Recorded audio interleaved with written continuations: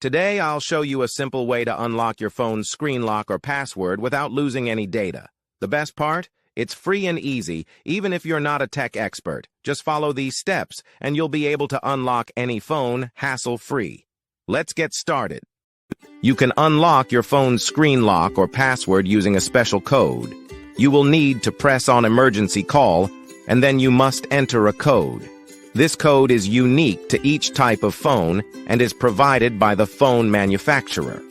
In this video, we're using a code that works specifically for the type of phone we're demonstrating. Here's how you can get the code. Visit this website that provides unlock codes for free using a unique method. And that's it. Now you can unlock your phone without losing any data.